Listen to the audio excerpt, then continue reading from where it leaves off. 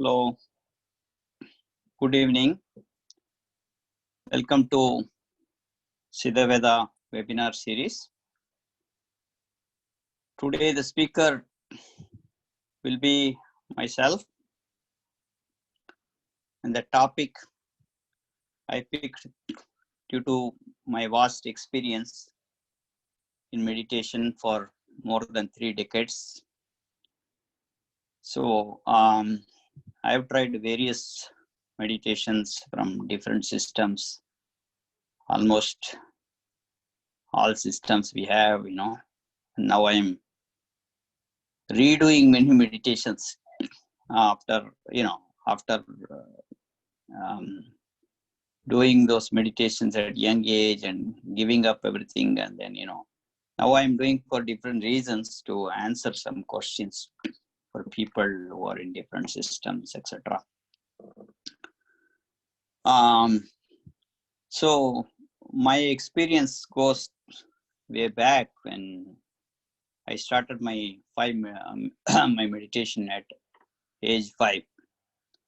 So first 2 meditations that I got trained, one was on the lamp gazing meditation and another was on Kundalini.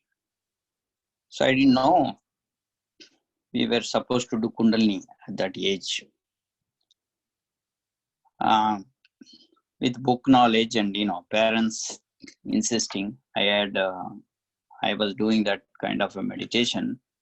Probably I got some answers later on, but that's my beginning of meditation. So I will keep this as an open session for people who have questions on what kind of meditations you have to do, why meditation is important, can we really solve problems using meditation, how can we effective. I'm closing my eyes and I'm trying to meditate, but I'm not able to meditate. Give me some tips, what else I can do, and I'm not getting Kundalini at all. I cannot feel the Kundalini, or my mind doesn't, it wavers. So these are some of the questions people have. Or is it good to practice one kind of, I'm practicing Vasi yoga, I feel a lot of heat. Is it a good practice? So these kind of questions. So how do you differentiate, first of all, yogasana, meditation, versus pranayama, that kind of using swasas? There are different techniques. So if you look at yoga, you can say it's a set of postures. So postures are a key component. A physical body is involved with certain postures, and you may involve breathing. Mostly in yoga, breathing should be very normal, and when there is a need, you have to breathe in and breathe out. Is typical pattern, but nothing much on concentrating on breath. You can generally do yoga just concentrating on even the physical body. Pranayama involves concentrating on breath. So primarily you're concentrating on breath. You can get a lot of energy through prana shakti, because that's very important. Why pranayama is important is not because of you're getting meditative power or something like that. It is basically, pranayama is useful for internal organ functions. See, some of the organs, all organs need prana shakti. Prana shakti only comes from outside. So initially we will have prana shakti, but through breath only we take the prana shakti. We can Once the prana shakti is utilized by our body, then the prana shakti, unwanted toxins of air goes out. In modern science, you can call carbon dioxide, but the thing is, in ancient science, we call it in different kind of gases, including apanavayu, udana through the mouth, or yawning. You can do yawning, you can do crying. All these are detox methods, sweating. So different techniques are there, and therefore the idea is that one energy that goes inside, primarily what energy goes inside is called the prana energy. Prana is nothing but all the air put together. So you don't call carbon dioxide, oxygen, this kind of thing, because it is ancient, and prana is nothing to do with oxygen alone. Prana is prana, as it is. Air is air. Body knows what kind of air is needed. So you cannot say that you need a particular type of air. It takes mixtures of different airs, and that's the prana shakti. So primarily that air is responsible for people having problems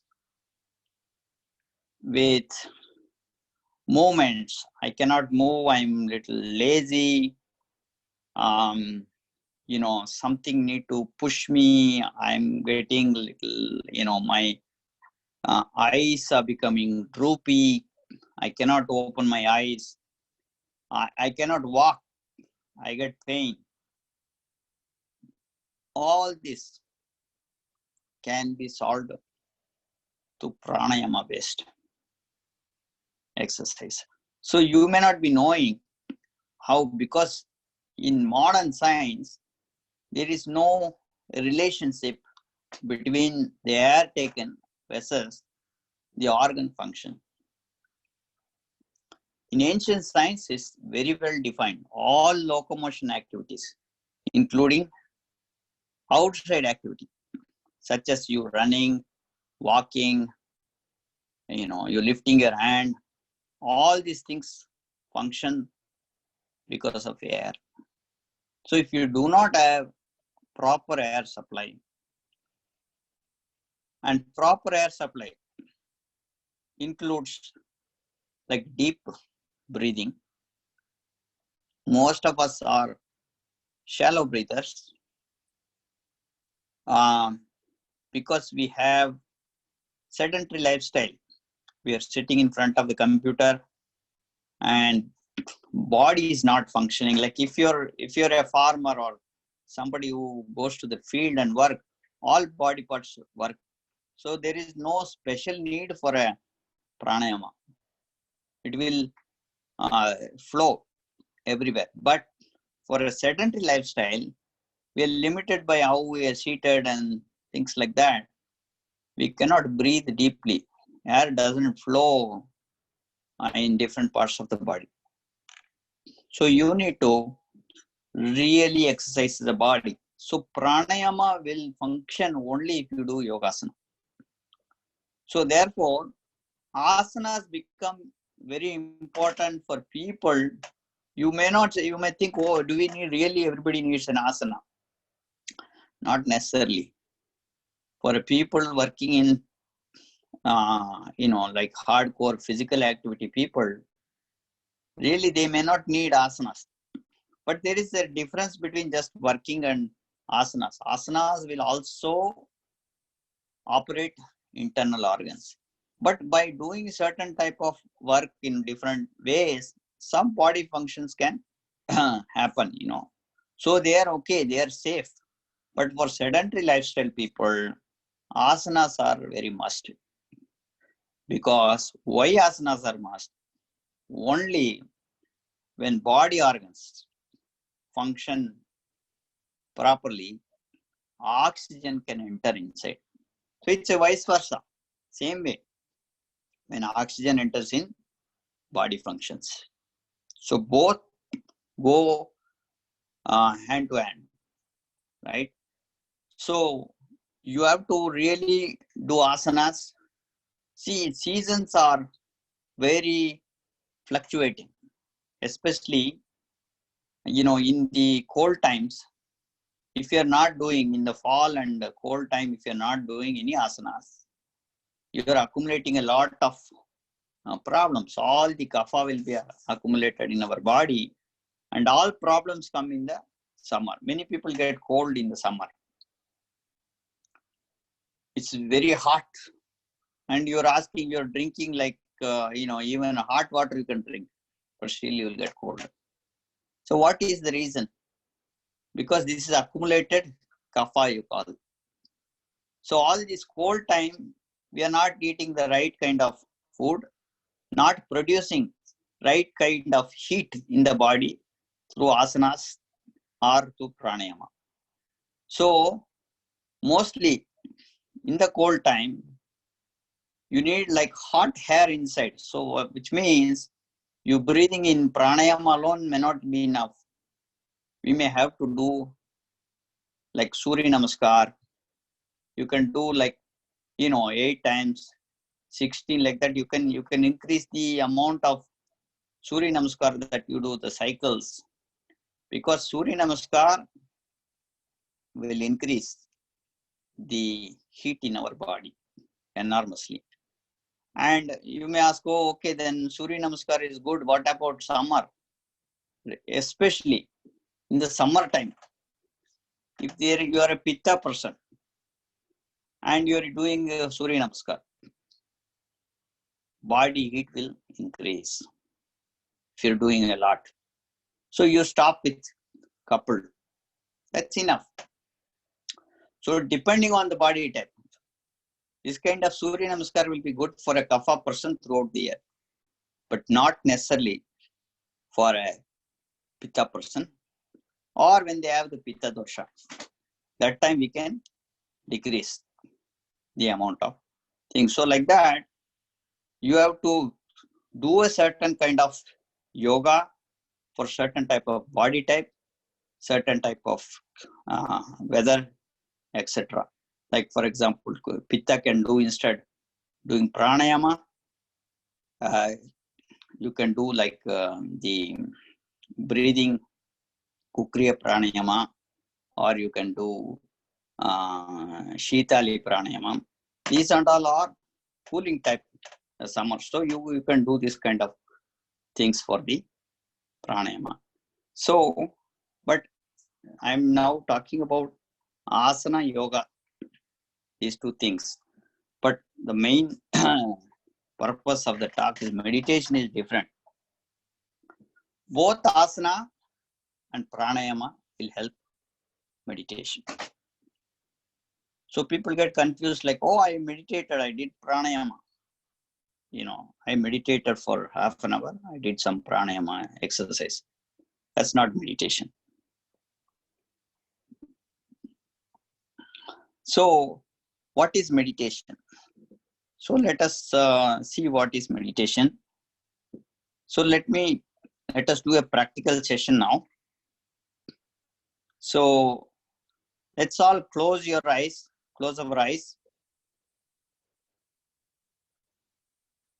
And you can do any Jnana Mudra. This is Jnana Mudra if you're keeping like this way, or Chin Mudra, or you can keep like this, like, whatever type, or you can do like this, the sky type, anything is fine. And you cross, if you're sitting on a seat, it's better to sit down. But if you're sitting on a seat, you can do either in a chair. You can keep your right leg crossed on top of your left leg, or you can do a Mula Bandhasana. Keep your leg, right leg folded, left leg folded, and this you do the Mula Bandha, right? And you can simply just do, when you say breathing, you start to breathe. Deep breathe.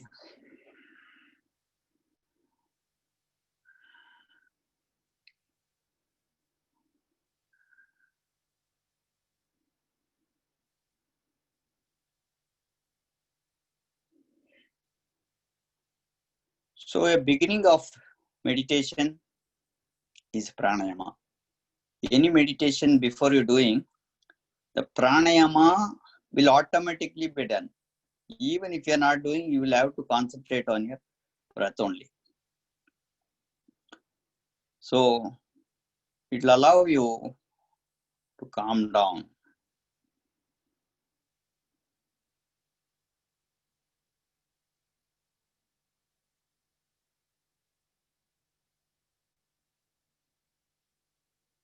Now,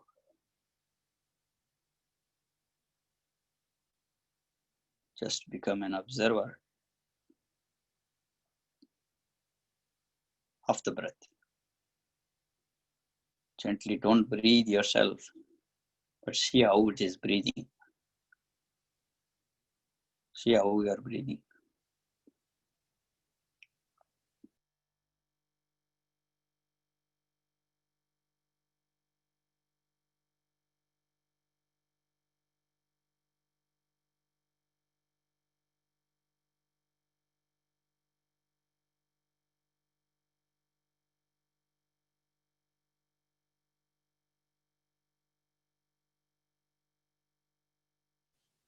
Just watch the breath.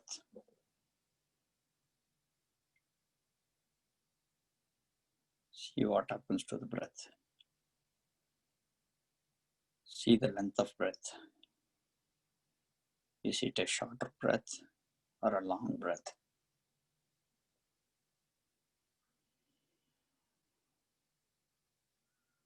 Do not try to breathe yourself voluntarily. Just observe what is happening to your breath. See what's happening.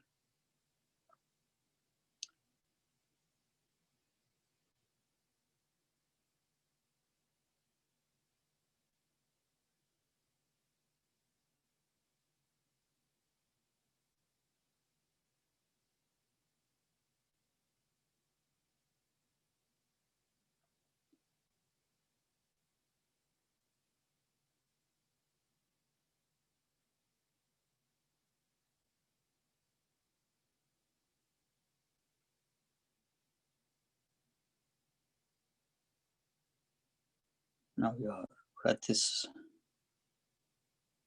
almost stopped. Almost it is stopping. But you will have flashes of some thoughts, some video images, some audios. Start to observe anything that comes. Do not create anything yourself. Start to observe whatever comes.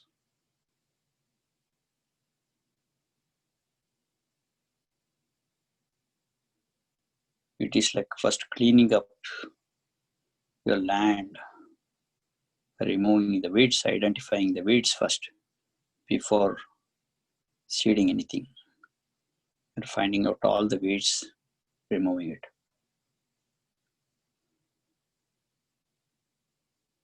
So let's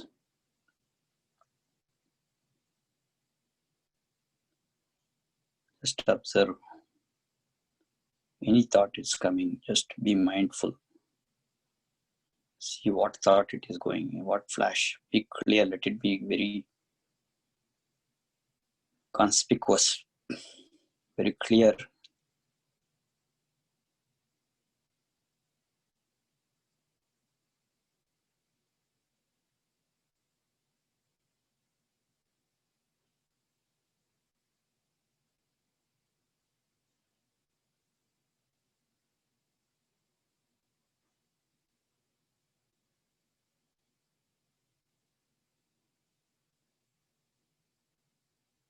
Now stop your breath. Stop your breath and don't think, don't breathe.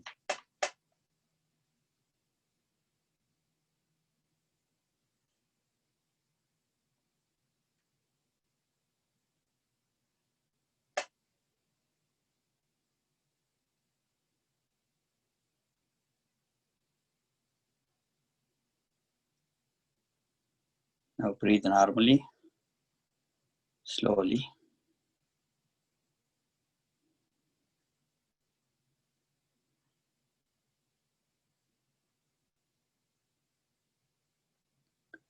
See what thought is coming. Observe the thought. Do not create any thoughts. Observe. See, you wanted to clearly know whether it's an audio signal or a video signal or any other smell, touch, taste. Whatever you have in the memory comes up. Just be an observer. If you don't get anything, absolutely fine. Just continue observing.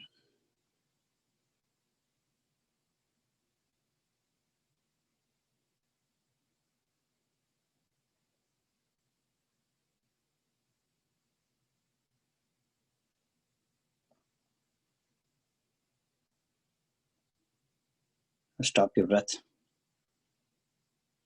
Stop your thought. Hold it.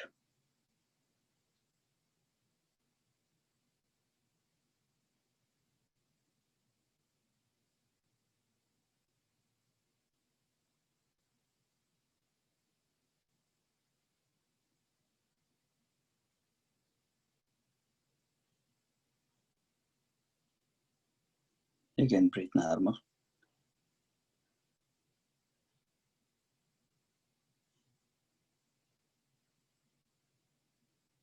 Just be an observer. Do not think. See what you think. Observe what you think.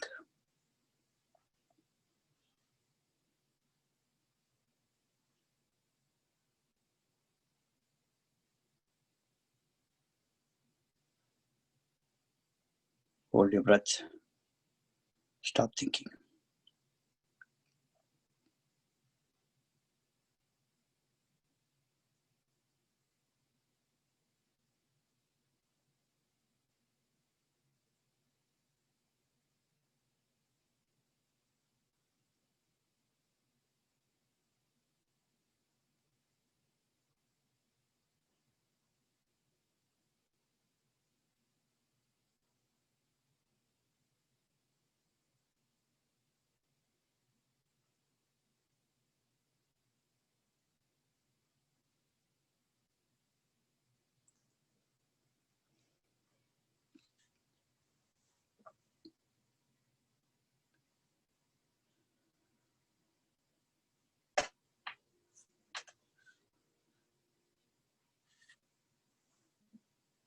Now relax.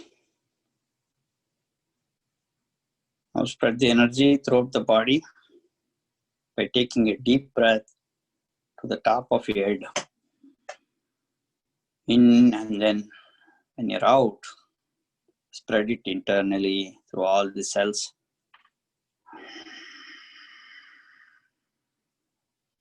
Just through your imagination. All the way. Then gently rub your hands.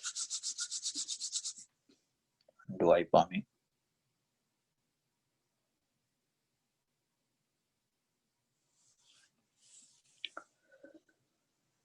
Okay, the whole world be blessed by the divine. Shanti, Shanti, Shanti. You can open your eyes. So, when you're initial meditator, first thing you wanted to purify space and all.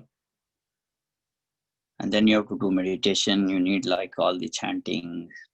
In the beginning, you purify Guru and then end with Shanti and all. But if you already meditating for long years, you don't need any of this. I mean, you're already meditating every second, every minute. So all these things matter, doesn't matter. So the whole idea of effective meditation is, what's the meditation now? So meditation comes from the word mathematics. So mathematics is nothing but counting. You need to, you count 1, 2, 3, like counting. So you're observing one wave, two waves, three wave, you're observing something. So meditation is a process in which you're an observer and you're observing the mind, which is a wave, right? So it's a thought wave. It is made up of signals that we received from our five senses. So that's the mind process. Mind process, otherwise it's a digestive process. We are not talking about food here. So we are only talking about inputs that we receive from our five senses are imprinted inside our body, and it is reflected when we are closing our eyes. As an eye, they are functioning even if you close your eyes. And those thoughts, if you're observing, it is called meditation, because you're observing and seeing. It's a mathematics involved in that. So what is the purpose of meditation? The purpose of meditation is to stop meditating. So what does that mean?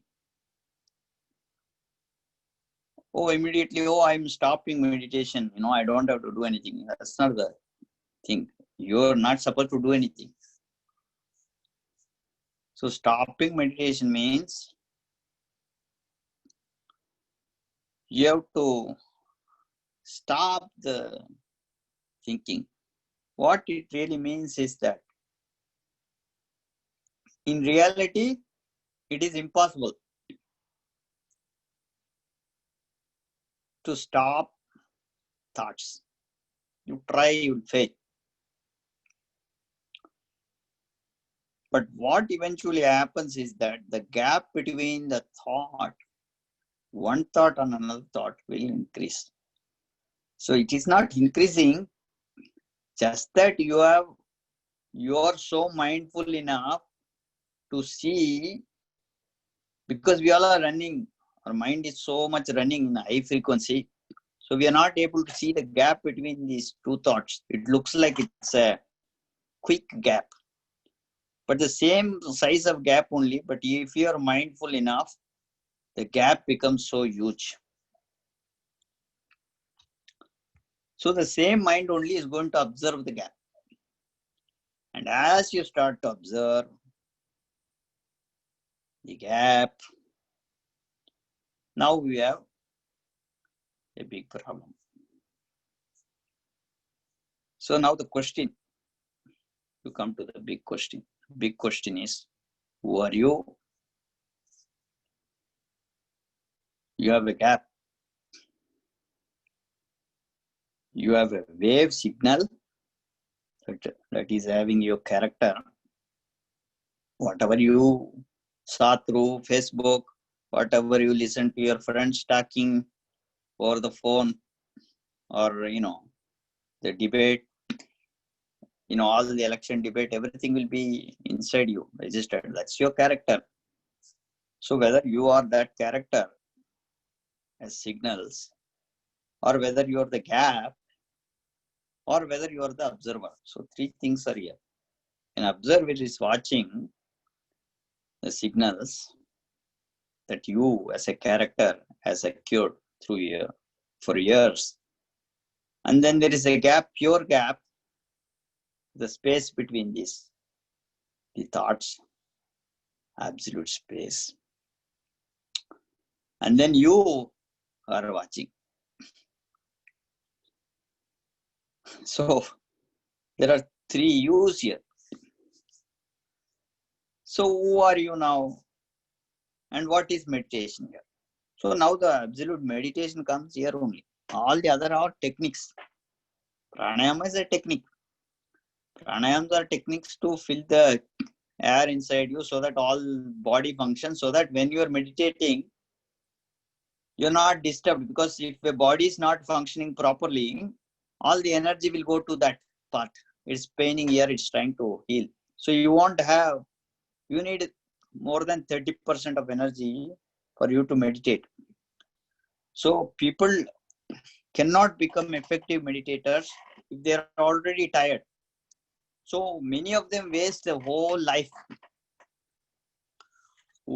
sitting and meditating. 30 years. I have seen people 30 years they are sitting and meditating. It's a waste of time. If you're meditating for long years, it is a waste of time. That means without transformation. People have wasted the whole life because you're not doing anything. It's escapism, you're not doing any work. Instead of not doing any work, you're sitting down. So it's an escape mechanism because people don't like to work. So it's like sitting and sleeping. So many of them, half of the time are sleeping in a meditation. It's a time to escape, or they'll be thinking something. They will sit down and it's a time for joy, thinking something. So it's a waste of time, actually. So here, what we are talking about, meditation is not a process of sitting down. A process which involves sitting down in a posture and doing something. Those are techniques. So meditation is being mindful during the process. And doing mindful to cross and win the mind. So win the mind means you cannot cut down thoughts. That's it's like a weed killer. You kill, again it comes. That's not going to help. It will poison. So you don't want to cut down thoughts. You cannot cut down thoughts like that. But you can trickily become observer in between, and you can be the thought, observer, and yourself together. So it's a practice, right? You can be the thought, observer, and yourself. So there is no difference here. If you look at all or that, there is no three. It is all made up. It's a made up thing, right? All these three things. So in quantum mechanics, we call it, the uncertainty principle, or cat in a box theory. A cat is inside a box, but the theory also says, if electron can penetrate, if an electron is held inside a box, it says, it is a wave and a particle. As a particle, it can be anywhere outside the box. Similarly, you are one and you're all. So this is a totally experiential thing that you'll get as you start to meditate. So in order for you to effectively meditate, first do the right thing. You should give importance that you will be meditating today.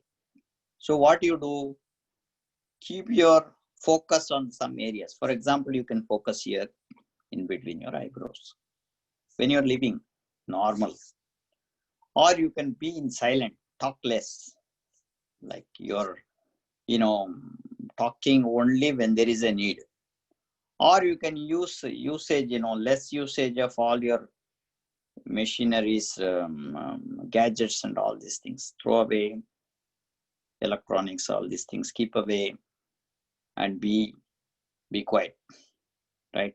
Inputs, no inputs, not watching that, all these things, which include good or bad. Oh, I'm watching good things, bad things. Doesn't matter. But bad thing is worst. Even good things are not useful for meditation. So in meditation, in the beginning, you may need good things too.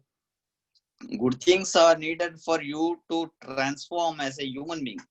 But for meditation, you don't need even information. Information is a crap. At one point, you will have to remove all information. Information is not needed. So you need to have minimum number of information. Whatever is needed in our life, we need to get the right kind of information. All negativities that are useless things, all movies all are useless. If you look at all, if you look at, Hollywood, Kollywood, Bollywood, these kind of movie memories is going to suck all your energy. If you're watching these kind of movies, don't even think about meditating. Forget. If you're into that habit, first removing that habit itself is a big meditation. So if you are one side you're meditating and one side you're watching all these things, it's not going to help. So first of all, you have to have a minimum amount of energy needed for you to meditate. So that need to be maintained from morning to evening. Like what kind of food? If you're overeating, you kill your energy. You cannot meditate. If you're not exercising properly or sweating, you cannot meditate. Right? If you are having lot of information, drained your energy through the mind by watching a lot of 3-hour show or continuously seeing, computer and games and all this playing thing, electronic things for a long time, looking at people, I have seen all people now in front of all women. Men are in WhatsApp, women are in Facebook in front, and you're taking so much, because one piece of information within seconds, you can accumulate a lot of thoughts within seconds. You can get millions of thoughts in a Facebook page. So that will go inside you. It's an input actually. And now you're sitting and meditating, all these things are coming up. You may not know. It's in subconscious, it's imprinted. And now you're thinking, why I am disturbed? Because input need to be right input. Suppose you're taking good inputs, like you're reading a Tiruvalluvar or some yogi, some asanas, then somewhere that connection will help you even in the meditation, because that will trigger different kind of thing inside you and set you for that. So information, either you remove information or should have positive information. Do not take in unwanted information just because people sell you because they want money. Look at what they sell in movies. All movies, they wanted to, a director is somebody who wants to make money, that's all. It could be a very beautiful movie. It really doesn't matter. Very well, technology wise, everything is well. But look at what it gives to you. What information are you getting from that? Are you getting violence there? Are you getting all kind of emotion, triggering your hormones, that kind of a movie? All these things will be draining your energy. So a good meditation technique will include you watching natural things, like being in a forest, doing forest breathing, it's with nature, looking at the sky for a few minutes. Every day watching the sky will expand your mind. Night sky you watch, afternoon you watch. It takes only few minutes to be mindful. It doesn't take much time. 2-3 minutes is good enough. When you're mindful and do the meditation, you can go deeper and deeper.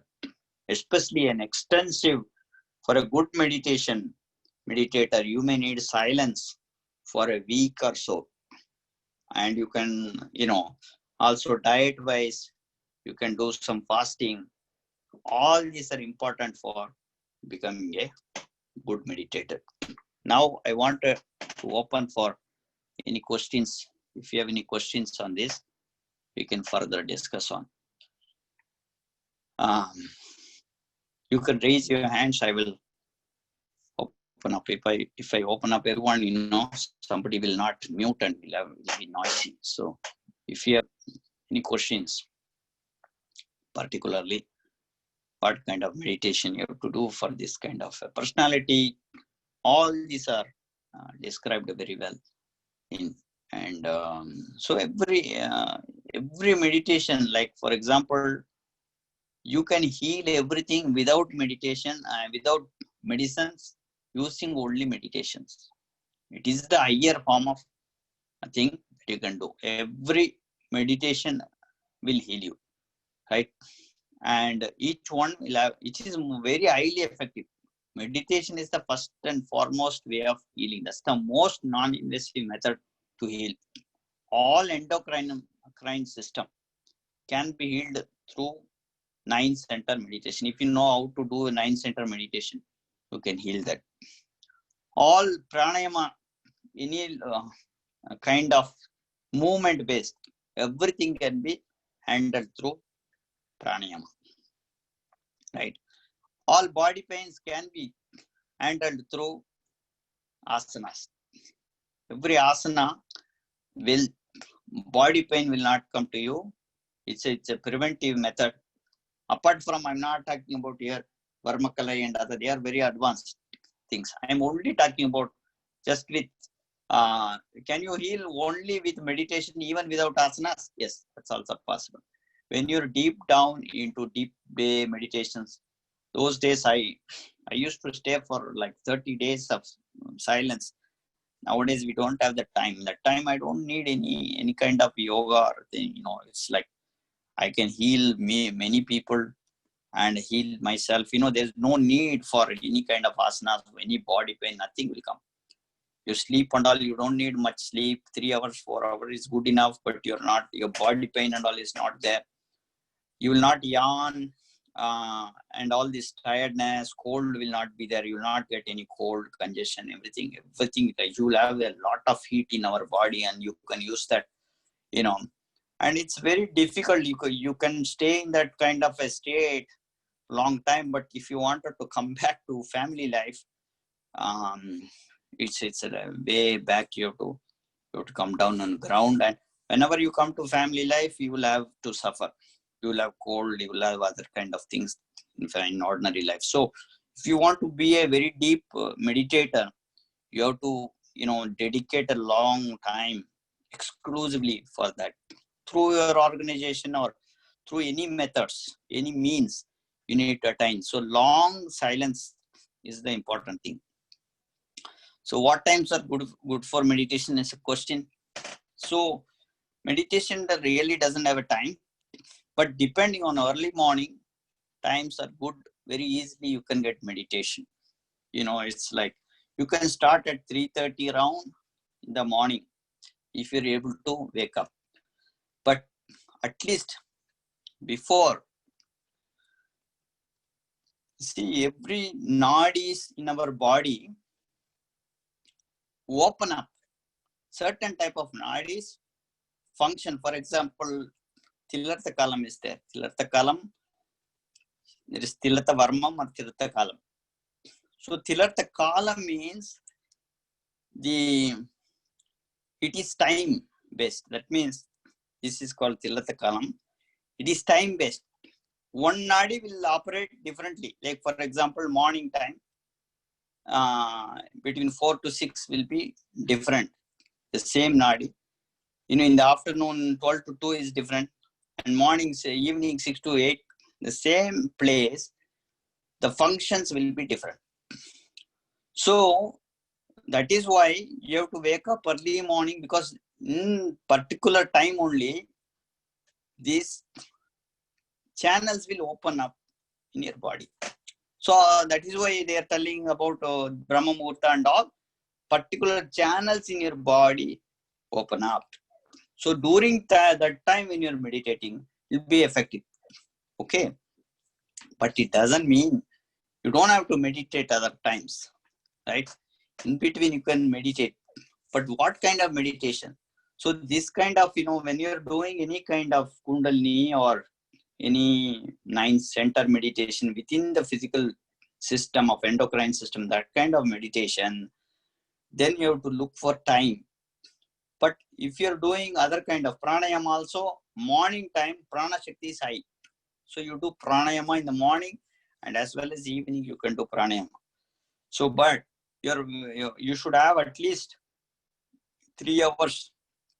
If you want to do another kind of meditations, mostly meditation are recommended in the early morning and evening, right? Sunset. During sunset, if you're doing, it is good. But even after sunset, you can do. Afternoons and all, you can do some kind of relaxation, yoga, nidra kind of techniques instead of meditation. If you're having a heavy meal and you're eating, it's going to be very difficult for you to concentrate. So you are doing against, if you eat something and then you're going about all many meditation techniques, right? Including kriyas and all, or like it carries a bowl. So you don't want to do that kind of things, with a heavy meal in your body. So you have to give at least 3 hours. So the best time would be in the morning. That doesn't mean, oh, I cannot do. For particular people, okay, at least I'm doing. Yes, of course, that will help. At least you're doing some meditation. Can definitely help when you're doing meditation. Say, okay, I cannot do, what can I do? Still you can meditate, right? So where can we learn 9-center meditation? Well, 9-center meditation, you can learn from the sky systems. You can learn from the what is called Sri Narayana Guru. This kind of. So there are some asanas they teach this. So you can properly do this kind of meditation. So if you get a good master, you need to have a good master. We all had very good masters for us when during that period. Today, all masters are, like they are like certified master, that kind of masters, right? Today. So we really don't have that kind of a real experienced masters to guide meditation. See, you have like yogis, gurus and all, they're different. They're not guiding you for meditation. They may be telling some common things. But masters, when I'm talking about masters, these are people who are mentors, who stay with you to guide. Okay, this is good for you, this is bad for you. That kind of thing is not there these days. So that is very important. So if you know that, you can properly find and fix everything in your body with meditative techniques. So the question from Kishore, if somebody is not early riser, then at other times of the there can be a lot of noise surrounding. How do we achieve silence? So first thing, try to become an early riser no matter what. Because if you do not experience early rising thing, the early rising thing itself has specific benefit. So, somehow you need to try at one point, you want to be an early riser, because you're going to lose the whole thing of an early rising thing. The early rising itself, because that is the time when you get so much experience. 3:30 and all, if you're really waking up that time, that's an ultimate time for yoga. You don't even have to put any effort. You get an habit. See, everybody, nature itself will wake you up, but we will sleep. Actually, at 3:30 around, you will be waked up, and then there are around 3 times it will wake you up before the sunrise. So you will get a chance if you really have to, little bit of thing by decreasing the amount of food, early eating in the dinner, all this thing, eating sattvic food in the evening, right? You can really wake up early. It's not a difficult thing. Do not eat heavy meals in the night time.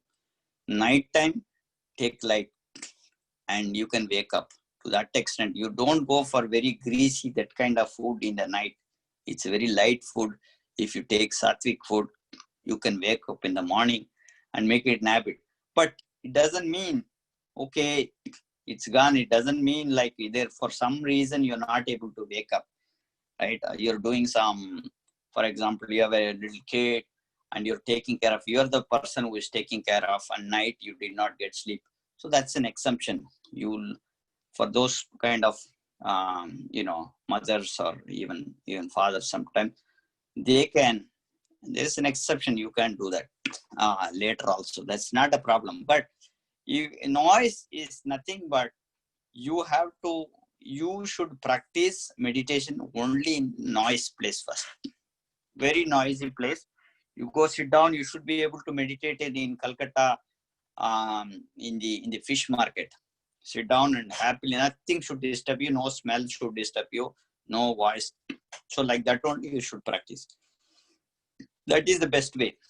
The world is in chaos. You don't expect that there will be silence and everybody, that's the place you're going to meditate. Then you're not going to achieve that. You keep your kids with you, put on the TV, whatever you want, meditate in front.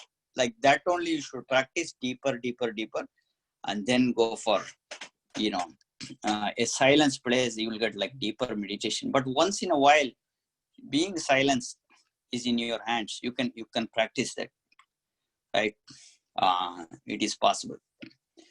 So, Dr. Shan, how to improve memory, self-confidence through meditation for school-going kids and adults? Well, meditation itself is a memory only. See, the kids are very natural meditators, right? You don't have to force them to meditate. That's not going to be very useful. So the way you can help kid is you become a meditator. See, if parents become very good meditators, you can see the moment you allow them to talk, you allow them to share knowledge with you, give that space, you allow them to relax, that is good enough. So don't force kids to really meditate, right? I mean, let them meditate by themselves. It doesn't mean I'm not saying, oh, no, not at all. Sometimes you tell them, and if they don't do, completely don't like force them, like these are the people, see, many people who have forced their kids to do meditation at earlier age, they do all kind of meditations. And when they go to school, college, they become drug addicts. They are interested in the external. They get so bored with this. So allow natural things to happen. Do not force things at house in the name of, meditation and religious beliefs, all these things. Just let it go. You change and you show that this is good. So I would not recommend anything, but as a overall, if a group of kids are there, what to do for kids? Give them techniques. For example, you can ask them to draw some planets, and then 5 minutes you can imagine a planet. So that will give that's a meditation. But they are doing some activity and a meditation. So give them activity-based meditation, then abstract meditations. For kids, abstract, if they are doing abstract meditation, not more than 3 minutes, 2 minutes, that's all. They tell them to keep quiet, that's all. Not like really you do half an hour meditation like that. Give them mantras, chanting, and all these things. This will help. So chanting and all is like a fun activity. Put them in Carnatic music. That's also chanting, actually. So involve in that kind of a rolling thing, then stopping them, because they all are like, they're like, everything is like a black hole, compressed there. So they wanted to blossom like that. You should not block them. They are, they are really naturally meditators. Yes. Is daylight savings time change? Yes, it's a very good thing. So the way it works is you have to go to original time. The daylight saver is a disaster for everyone. So it's very difficult, but somehow I average out. For example, you take a half hour. See, 1 hour only is if it's a 1 hour gap, you can adjust between, but if it's a 3 hours gap, it's a difficult thing. There's no averaging out. You cannot, if you're in the west and east coast, you don't know what the time is, but every time is shifted by only 1 hour. Remember, daylight savings is shifted by 1 hour. So what if you're in the west coast, you can take, like, for example, see, in the morning there is a gap. So say 6:30 to 7:30, there is a gap, like say 6 to 8. 6 to 8 is a time for eating. So you can pick at 7. So if you pick 7, you're only a half hour up, here and there. So that kind of, you need to make an adjustment in the middle. Exactly, you should be in the middle. If you're eating at 6 in the afternoon, 12 to 2, you eat at 1 o'clock. So like that, there's a little difference between Ayurveda and Siddha-Vetha is like very short. Even the Siddha is like, I think it's 6:30 to 7:15 in the morning. So there is only short gap in that, like exactly if you wanted to eat that kind of thing, eating. So in the afternoon, I think it is 12 to 1:30, something like that. So there is a narrow gap, but in Ayurveda, this is there, 2 hours kind of gap. But then mostly you have to have you should be hunger that time. So it's a very difficult to manage all this. You should be hungry, and within the time, all this is difficult. But at least you're being in the time zone, awareness is good. So to that extent, you can be mindful, and definitely it's a disaster in terms of sleeping. Everything will change, and that's how modern thing works. Yeah. Okay. So if there are there are no questions, then I can, I will announce certain courses for you. So one of the courses you wanted to attend is yoga. We have a course exclusively for asanas. So asanas are, it's a therapeutic asana. It's on Saturday at 9:30 a.m. Eastern time. So attend that course. Last week we gave a chance to attend one event freely, and then if you're interested, they can continue. But same thing, you can try this week, because there was one introduction course, and you may like it. You can take it, continue. Okay, so that will be very useful for you, because they're giving also pranayama is covered, and asanas are covered, right? So we will. I have designed many meditations myself. Hundreds of meditations I can teach, but on a later run, if you're interested, you can learn. I'm also planning for a morning course in the early morning, 5 o'clock, like that. So you're welcome, and definitely, I thank you. If these things are useful, it's going to be, we will do more courses on meditation, because people don't, if there is a Siddha, see, these all are part of Siddha. Remember, like, we are talking about only medicines in Siddha, or any other, in a curriculum based kind of thing, but they are also part of a Siddha. These are the Siddha techniques. So this all need to be in a curriculum. So that's how you should learn this. There are so many meditations, very easy meditations that you can do. You can go in a car, you can meditate in a car without affecting. You're very mindful. You can, car also is protected. Same time you can meditate. So that kind of techniques, you can learn a lot of that kind of technique. What you have to do when you're on a flight, what kind of meditations you do, like that. Many things are there. So you can, learn all those things. This is a course that I'm teaching, this workshop that I'm doing, international workshop with Australia and other, Malaysia and all. So if you want to join that, it's an opening the fifth eye. So it'll be more than a meditation. It's like there's another kind of awareness you keep the, so that how you can effectively meditate. It's very easy to meditate if you keep you open the fifth eye. So I will share with that. So you can, if you want to take that course, you're welcome to. And another thing that we are doing is Varmakalai. Varmakalai is a course I have, I've been teaching this. I'm more interested in the most fundamental mechanism of Varmakalai. So I've been speaking to two Marma Asans. One is Varma Asan. So one is Dr. Shanmugam, and another is, Rajaram Kannan. They all are very excellent. They are in their own way. They have a lot of experience. They also wanted to, they are also interested. with whatever time they are available. So we three are covering the Burma course.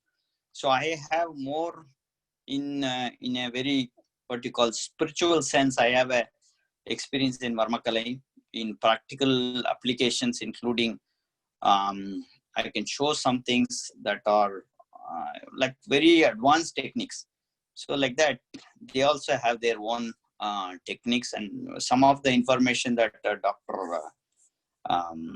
Kannan has is like very, very useful for understanding the femto-neurobiology of a human body, which is very useful for building science as it is a new paradigm shift science. So this is very useful even for other Siddha doctors, etc. So I thank you all. Hope you all got some help this.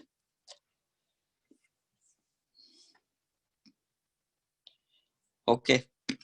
So see you all next week with another speaker. We have very interesting speakers every week. And the week after that is I'm inviting the Rajaram, Kannan Rajaram. So 2 weeks from now for Varmakalai. And next week we'll have another speaker. And we have a series of speaker with Siddha doctors already organized by our faculty, Shiv Sankari. So we're working on that as well. Thank you. Thank you all. We'll see you all next week. Thank you. Bye.